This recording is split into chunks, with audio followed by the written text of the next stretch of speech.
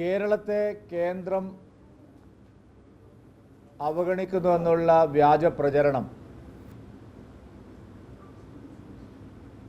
തുടർച്ചയായി പിണറായി വിജയൻ സർക്കാർ നടത്തിക്കൊണ്ടിരിക്കുന്ന ഈ വ്യാജ പ്രചരണം ഇനിയെങ്കിലും അവസാനിപ്പിച്ച് കേരള ജനതയോട് മാപ്പ് പറയാൻ പിണറായി വിജയനും ഇടതുപക്ഷ സർക്കാരും തയ്യാറാവണമെന്നാവശ്യപ്പെടുകയാണ്. കേരള സർക്കാരിൻ്റെ ഭരണപരാജയങ്ങളും കേരള ഗവൺമെൻറ്റിൻ്റെ പിടിപ്പുകേടും മറച്ചുവെക്കാൻ തുടർച്ചയായി കേന്ദ്രത്തെ പഴിചാരുന്ന സമീപനമാണ് ഈ സർക്കാർ സ്വീകരിക്കുന്നത്. ഏറ്റവും ഒടുവിൽ ആശാ വർക്കർമാരുടെ സേവന വേതന വ്യവസ്ഥകളുടെ കാര്യത്തിൽ തുടർച്ചയായി പിണറായി വിജയൻ സർക്കാർ, മന്ത്രിമാർ, MP-മാർ പച്ചക്കള്ളം ആവർത്തിച്ചുകൊണ്ടിരിക്കുകയായിരുന്നു. കേരളത്തിന് കേന്ദ്രം പണം നൽകാനുള്ളത് കൊണ്ടാണ് ആശാ വർക്കർമാരുടെ വേതന കാര്യത്തിൽ തടസ്സമുണ്ടായത് എന്നുള്ള വ്യാജ പ്രചരണം ആവർത്തിച്ചവർ നടത്തുകയുണ്ടായി. ആശാ വർക്കർമാർ ഗത്യന്തരമില്ലാതെ സെക്രട്ടേറിയറ്റ് നടയിൽ സമരത്തിനിറങ്ങിയപ്പോൾ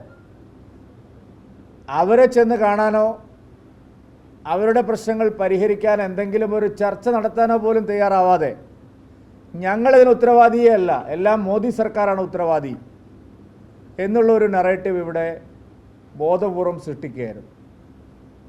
ഞങ്ങൾ അന്ന് തന്നെ പറഞ്ഞിരുന്നു, ഇത് പച്ചക്കള്ളമാണ്. NHMൻ്റെ കാര്യത്തിൽ കേന്ദ്രത്തിന് ഒന്നും മറച്ചു വയ്ക്കാനില്ല, കേരളത്തിന് ഒരു കുടിശ്ശികയും നൽകാനില്ല. കേരളം വ്യാജപ്രചരണം നടത്തുകയാണ്. കേന്ദ്ര സർക്കാർ കൃത്യമായി കേരളത്തിന് നൽകാനുള്ളത് നൽകുന്നുണ്ട്. പക്ഷേ കേരളം അതെങ്ങനെ ചെലവഴിക്കുന്നു എന്നുള്ളതിനെ സംബന്ധിച്ചുള്ള ഒരു കണക്കും ബോധിപ്പിക്കുന്നില്ല. ഇതായിരുന്നു ഞങ്ങളുടെ ഈ കാര്യത്തിലുള്ള വാദം. നിർഭാഗ്യവശാൽ കേരളത്തിലെ പ്രതിപക്ഷവും പിണറായി വിജയൻ്റെ ഈ പ്രചാരണത്തിന് കൂട്ടുപിടിച്ചു. അവരും കേന്ദ്രത്തെ പഴിചാരാനാണ് ശ്രമിച്ചത്. പാർലമെൻറ്റിൽ ഗാന്ധി പ്രതിമയ്ക്ക് മുമ്പിൽ അവരും സമരം നടത്തി. ഇന്നലെ ആരോഗ്യമന്ത്രി ശ്രീ JP നഡ്ഡ അവറുകൾ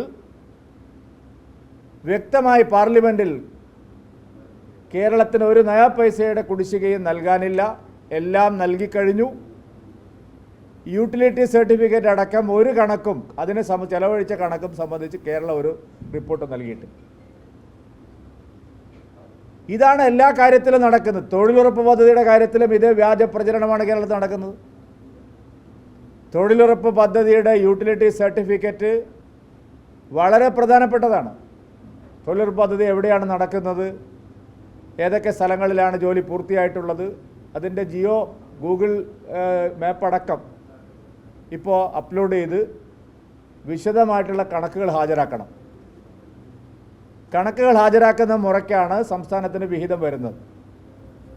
അപ്പം അതിൽ വീഴ്ച വരുത്തുകയാണ് സംസ്ഥാന ഗവൺമെൻറ്. കേരളത്തിലെ ഭരണത്തിൻ്റെ വീഴ്ചയാണ് തൊഴിലുറപ്പ് പദ്ധതി ശമ്പളം 3 മാസം മുടങ്ങുന്നതിന് കാരണം. അതിനും പറയുന്നത് കേന്ദ്ര സർക്കാരിനെ കുറ്റപ്പെടുത്തി. നേരത്തെ 20,000 കോടി രൂപയുടെ കുടിശ്ശിക കേരളത്തിന് കിട്ടാനുണ്ട്. ധനകാര്യമന്ത്രി അടക്കം ആവർത്തിച്ച് വ്യക്തമാക്കി.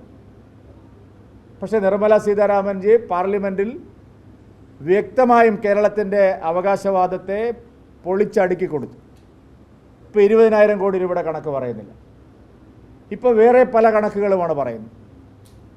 ബഹുമാനപ്പെട്ട മുഖ്യമന്ത്രി ഇന്ന് കേന്ദ്ര ധനമന്ത്രിയെ കണ്ടിരിക്കുന്നു. ഈ കാര്യമൊക്കെ പറഞ്ഞിട്ടുണ്ടോ? കുടിശ്ശികയുടെ കാര്യം പറഞ്ഞിട്ടുണ്ടോ? കേരളത്തിന് കൂടുതൽ ചോദിക്കാനുള്ള അവകാശമുണ്ട്, ഞങ്ങളതിനെ സ്വാഗതം ചെയ്യുന്നു. കേരളത്തിൽ കൂടുതൽ പണം ലഭിക്കണം, അതിനു വേണ്ടിയിട്ട് സമ്മർദ്ദം ചെലുത്തണം, കേന്ദ്രത്തിനെ കാണണം, അതൊക്കെ ശരിയാണ്. കേരളത്തിൻ്റെ വികസനത്തിന് കൂടുതൽ സഹായം കിട്ടണം.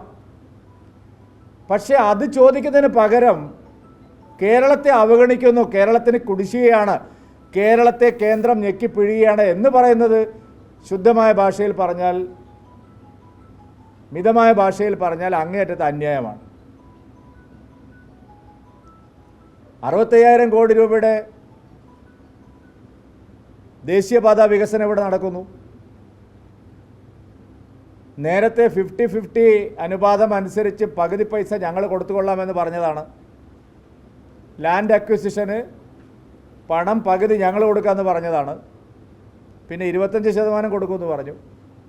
അവസാനം ഒരു നയ പൈസയും കൊടുക്കാതിരുന്നിട്ടും ആ റോഡ് നിർമ്മാണം ഇവിടെ നടക്കുന്നു. 5 പൈസയുടെ ചിലവ് കേരള ഗവൺമെൻറ്റിനില്ല. കഴിഞ്ഞ ദിവസം ROB റെയിൽവേ ഓവർ ബ്രിഡ്ജ് 17 എണ്ണം സാങ്ഷനായി. നേരത്തെ ഉണ്ടായിരുന്ന കരാറ് 50-50%. 50% കേരളവും 50% കേന്ദ്രവും. കേരളം പണം കൊടുക്കാനില്ലെന്ന് പറഞ്ഞു. 17 പാലങ്ങൾ സാങ്ഷനായി. നിങ്ങളെല്ലാ മാധ്യമങ്ങളും റിപ്പോർട്ട് ചെയ്തതാണ്. പക്ഷേ ഈ വസ്തുത നിങ്ങൾ പറഞ്ഞില്ല. 1 രൂപ സംസ്ഥാനത്തിന് ചിലവില്ലാതെ 100% ചിലവിൽ കേന്ദ്രം 17 പുതിയ ROB വന്നിരിക്കും. എല്ലാ കാര്യത്തിലും ഇതാണ്. കേരളം കൊടുക്കേണ്ട വിഹിതമില്ല. ഇപ്പോൾ NHM ഇപ്പോൾ കേരളത്തിലെ ആരോഗ്യമന്ത്രി പറയുന്നത് കേട്ടാൽ തോന്നുന്നു ഇവിടെ എല്ലാം വിഭവ സമാഹരണം നടത്തിയിട്ടാണ് കേരളത്തിലെ ആരോഗ്യ മേഖലയൊക്കെ നടക്കുന്നത്. NHM 60-40 അനുപാതത്തിൽ ഇവർ വെക്കേണ്ട പൈസ ഇവരുടെ കയ്യിലില്ല.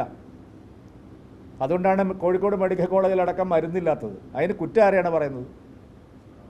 കേന്ദ്ര വിഹിതത്തിൽ ഒരു കുറവുണ്ടായിട്ടില്ല. ഈ വർഷം ബജറ്റിൽ കേന്ദ്രം ആരോഗ്യ മേഖലയ്ക്ക് 1500 കോടി രൂപ അധികം വെച്ചിരിക്കും. അതിൻ്റെ വിഹിതം കേരളത്തിന് കിട്ടും. പക്ഷേ കേരളത്തിൻ്റെ വിഹിതം ഒന്നിനും അടയ്ക്കാനില്ല. നോക്കൂ, ജൽജീവൻ മിഷൻ കേരളത്തിൽ മുടങ്ങിക്കിടക്കുകയാണ്. ഉത്തരവാദി കേന്ദ്രമല്ല. ജൽജീവൻ മിഷൻ കേരളത്തിൽ മുടങ്ങാൻ കാരണം കേരള സർക്കാരിൻ്റെ വിഹിതം വെക്കാനില്ല. അതുകൊണ്ട് അവർ കരാറുകാർക്ക് കാശ് കൊടുത്തിട്ടില്ല. കേന്ദ്ര വിഹിതത്തിൻ്റെ കാര്യത്തിൽ ഒരു കുറവും ഉണ്ടായിട്ടില്ല.